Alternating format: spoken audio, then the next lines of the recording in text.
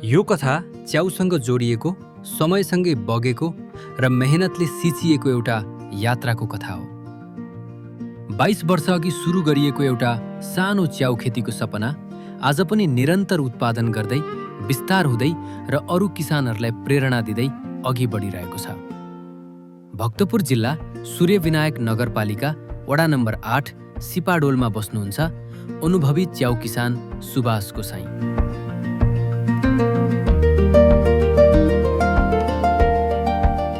यही अवस्थित छ उहाँको फार्म, सुमना एग्रो फार्म, जहाँ 22 वर्षदेखि निरन्तर रूपमा कन्या च्याउ उत्पादन हुँदै आएको छ। अनुभव, निरन्तरता र लगनशीलताले बनेको एउटा उदाहरणीय फार्म।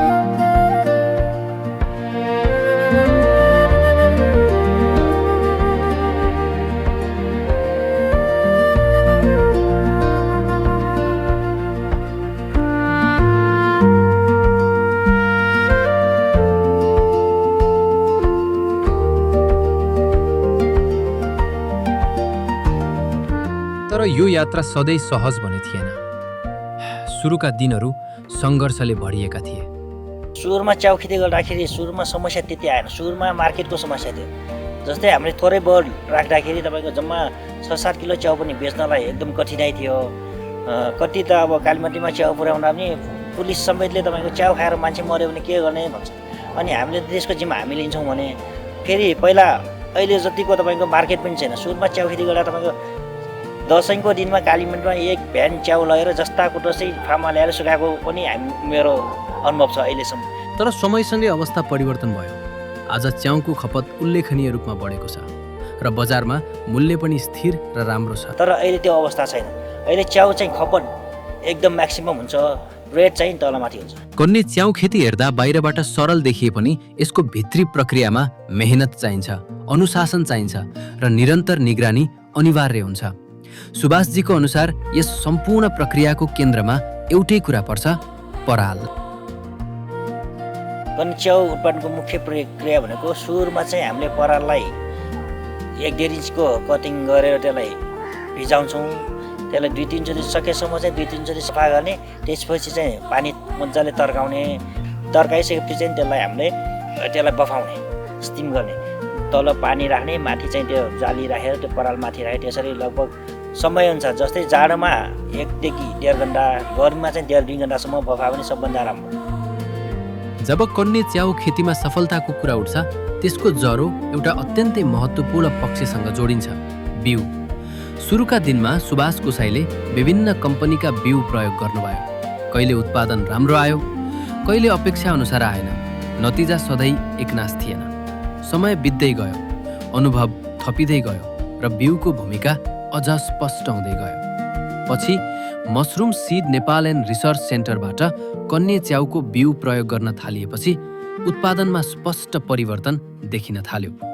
च्याउ स्वस्थ देखिन थाल्यो, उत्पादन स्थिर बन्यो र नतिजा पनि पहिलेभन्दा कुनै तुलना नै नहुने गरी राम्रो भयो। यही कारण आज पनि सुभाष गोसाई निरन्तर रूपमा mushroom seed Nepal and research सेन्टरकै कन्या च्याउको बिउ प्रयोग गर्दै आउनुभएको छ। किनकि गुणस्तरीय उत्पादनको आधार अन्ततः गुणस्तरीय बिउ नै हो र यही सत्यले कन्या च्याउ खेतीलाई दिगो, स्थिर र भरोसायोग्य बनाउँछ। मैले सुरुको च्याउ खेती गर्दा बिउ चाहिँ सुरुमा मैले कुमलटारबाट चलाएँ, त्यसपछि इमाडोल सल्टा म्यामको चलाएँ, त्यसपछि कालीमाटी एबिसीको पनि चलाएँ, त्यसपछि चाहिँ मैले मसरुम सिड नेपालको चलाएको छु। त्यहाँदेखि अरूको बिउ चलाएको छैन। अहिलेसम्म पनि त्यही mushroom seed Nepal and research सेन्टरकै चलाइरहेको छु। कन्या च्याउ खेतीमा बिउ राखेपछि कति समयमा च्याउ फल्छ भन्ने प्रश्न सबैभन्दा पहिले उठ्छ। तर यसको उत्तर एउटै हुँदैन। उत्पादनको समय मुख्यतः मौसम, तापक्रम र वातावरणीय अवस्थासँग जोडिएको हुन्छ। यही विषयमा सुभाष गोसाई आफ्नो अनुभव यसरी सुनाउनुहुन्छ। अब त्यो पनि समयअनुसार हुन्छ। जस्तै जाडोमा तपाईँको लगभग 30-35 दिनमा निस्किन्छ। तर पहिला अहिले भन्दा धेरै जाडो थियो। त्यति बेला -1-2 पुगेको थियो। मैले च्याउ हालेर 60 दिनमा पनि च्याउ फलाएको मसँग अनुभव छ। तर अहिले ग्लोबल वार्मिङले गर्दा चाहिँ त्यो समस्या छैन। अहिले जाडोमा पनि लगभग तपाईँको 30-35 दिनमा च्याउ उत्पादन भइरहेछ। च्याउ खेती सुरु गर्दा अर्को महत्त्वपूर्ण प्रश्न उठ्छ, लागत कति पर्छ? लगानीको कुरा गर्दा यसको कुनै एउटै निश्चित आँकडा हुँदैन। किनभने यो व्यवसाय मान्छेले जति चाहे त्यति विस्तार गर्न सक्ने प्रकृतिको हो। त्यसैले लागत बुझ्न सुभाष गोसाई एउटा बलको उदाहरण दिनुहुन्छ। च्याउ सबैमा कति लगानी भन्नाले पर एउटा बललाई कति लगानी हुन्छ भन्ने चाहिँ म भन्छु। किनभने मान्छेले त जति नै लगानी गर्न सक्छ, तर एउटा बलको हिसाबले गरेर जति बल राखे त्यही अनुसार लगानी आउने हो। सुरुमा मैले 61 सालमा च्याउ खेती गर्दाखेरि एउटा बलको हाम्रो लागत भनेको जम्मा 50-60 रुपियाँ थियो। किनभने प्लास्टिक पनि 1 केजीको जम्मा 80 रुपियाँ थियो, 50-55 वटा पर केजी आउँछ। अनि बिउ पनि एकदम सस्तो 15-16 रुपियाँमा बिउ आउँथ्यो।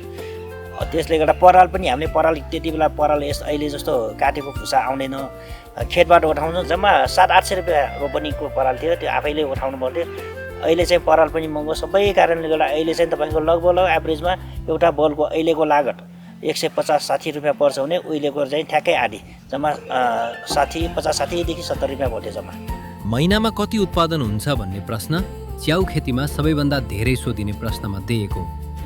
तर यसको उत्तर पनि लगानी जत्तिकै लचिलो छ। उत्पादन फार्मको आकार, बलको सङ्ख्या र व्यवस्थापनसँग सिधै जोडिएको हुन्छ। त्यसैले सुभाष गोसाई यहाँ पनि प्रति बलकै आधारमा उत्पादनको कुरा गर्नुहुन्छ। पर बलकै हिसाब हुन्छ, किनभने जति मान्छेले राख्छ त्यही अनुसार आउने हो। जस्तै एकैचोटि मेरो 10,000 किलो आउँछ भनेर मान्छेले कति राखे त्यसमा भर पर्ने हो। जस्तै एभरेजमा सुरुमा मैले च्याउ खेती गर्दा आइबस्थे, आफै प्याकिङ गर्थेँ, आफै सबै काम आफै गर्थेँ। बल पनि एउटा बल लगभग 12-13-14 किलोसम्मको बनाउने। त्यति बेला एउटा बलबाट मैले 5 किलोसम्म पनि फलाएको मसँग अनुभव छ।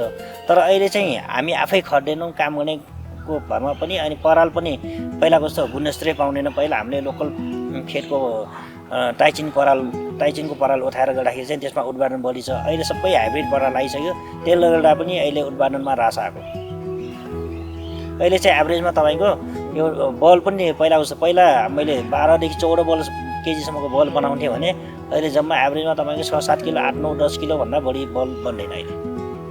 च्याउ खेतीको कुरा आउँदा एउटा प्रश्न हरेक किसानको मनमा उठ्छ। सबैभन्दा गाह्रो के हो? उत्पादन गर्न सिक्न सकिन्छ, प्रविधि बुझ्न सकिन्छ, मेहनत गर्न त कसैले रोक्दैन। तर च्याउ तयार भएपछि त्यसको यात्रा कहाँ पुग्छ? बजारले स्वीकार गर्छ कि गर्दैन? यही मोडमा चुनौती देखिन थाल्छ। वर्षौंको अभ्यास र अनुभव बोकेका सुभाष गोसाई यही यथार्थलाई सरल शब्दमा राख्नुहुन्छ। चुनौतीको कुरा गर्नु पर्दाखेरि तपाईँको 1 नम्बर सबभन्दा चुनौती अहिले बजारीकरणमै छ। किनभने मान्छेले उत्पादन त च्याउ उत्पादन गर्छ, तर बजारको चाहिँ ठेगान छैन। जस्तै अब यसमा चाहिँ किसानको हाट पनि हुँदैन। कहिले च्याउको रेट तपाईँको एकैचोटि घटेर 50-60 रुपियाँमा पनि आउँछ, कहिले त्यही च्याउ 200-300-400 पनि पुग्यो। तर अहिलेसम्मको अनुभवमा 21-22 वर्ष च्याउ खेती गर्दा यसपालि चाहिँ तपाईँको लगभग एभरेजमा 250 देखि 300 चाहिँ 2 महिना बस्यो। एक दिन त कालीमेटीमा 400 मा पनि बिक्री भयो। 400 पछि भोलिपल्ट भएर चाहिँ त्यही 350, 250 हुँदै गयो। च्याउ खेतीमा रोग र किराको जोखिम सधैँ सताउने विषय हो। सिजन अनुसार वातावरणीय अवस्था र प्रदूषणले यसको असर बढाउँछ। त्यसैले किसानको सतर्कता, सफाई र निरन्तर निगरानी अनिवार्य हुन्छ। च्याउ खेतीमा रोग किराको पनि समस्या छ। जस्तै अब सुरुमा च्याउ खेती गरेर अनि रोग किराहरूको चाहिँ समस्या कम छ। किनभने त्यति बेला वातावरण पनि कम छ, च्याउ खेती गर्ने मान्छे पनि कमै छ। वातावरण सफा भएको कारणले रोग पनि खासै लाग्दैन, किरा फट्याङ्ग्रा पनि खासै लाग्दैन। अहिले चाहिँ तपाईँको त्यही अनुसार तपाईँको उत्पादन पनि बढी भयो। जस्तै अब भुस्नाहरूको पनि एकदम ठुलो समस्या छ अहिले। पहिला लार्भाको समस्या र भुस्नाको समस्या खासै हुँदैन। सुभाष गोसाईका अनुसार कन्ने च्याउ खेती केवल आयको माध्यम मात्र होइन, यसले अनुभव सिकाउँछ, अनुशासन सिकाउँछ र मेहनतको मूल्य बुझाउँछ। सही देखभाल र निरन्तर मेहनतले उत्पादन स्थिर र गुणस्तरीय रहन्छ र जब मेहनत राम्ररी गरिन्छ फाइदा पनि स्वाभाविक रूपमा आउँछ। अब सबै व्यवसायमा फाइदा बेफाइदा हुन्छ, तर यसमा चाहिँ सबभन्दा राम्रो मैले अहिलेसम्मको अनुभवमा जुनै काम गरे नि निरन्तरता दिनुपर्छ। जस्तै निरन्तर काम गऱ्यो भने कहिले घाटा कहिले नाफा हुन्छ। एभरेजमा तपाईँले राम्रोसँग निरन्तर काम गर्नु भने च्याउ खेतीमा पनि भविष्य राम्रो छ। अहिले हालसाल मैले च्याउ यहाँ 5-6 हजार बल हालिसकेको छु, उत्पादन भइरहेको छ। अब तत्काल म फेरि अर्को त्यहाँ सुदलमा पनि मेरो फार्म छ, त्यहाँ चाहिँ 10,000 बल हाल्दैछु। त्यसपछि अर्को फार्म फेरि नयाँ फार्म खोलेर फेरि हाल्ने विचार छ। सुभाषजी भन्छन्, नयाँ किसानले कसैको भरमा निर्भर नहुनुहोस्। आफै अनुभव गरेर, बुझेर सानो स्तरबाट सुरु गर्नुहोस्। अनुभव सँगाल्दै बिस्तारै विस्तार गर्नुहोस्। यसरी मात्र स्थिर र गुणस्तरीय उत्पादन सुनिश्चित हुन्छ।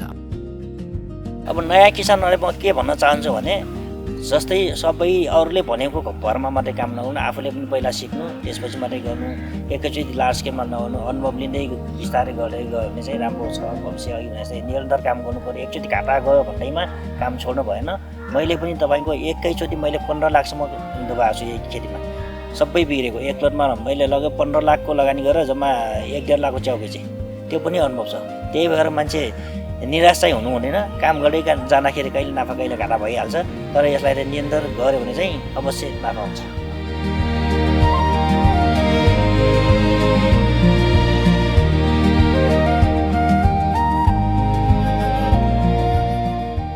अहिलेसम्म सुभाषजी मुख्यतया कन्ने च्याउ खेतीमै केन्द्रित रहनु भएको छ। च्याउ नै उहाँको मुख्य पेसा हो र यही व्यवसायले यहाँसम्म पुर्याएको छ। साथै आफ्नो उत्पादन बिक्रीलाई सहज बनाउने उद्देश्यले उहाँले नयाँ थिमी चार्दो बाटो स्थित अन्नपूर्ण तरकारी बजारमा एक होलसेल स्टल पनि सञ्चालन गर्नुभएको छ। यसले उहाँको व्यवसायलाई थप स्थिरता र पहुँच दिएको छ।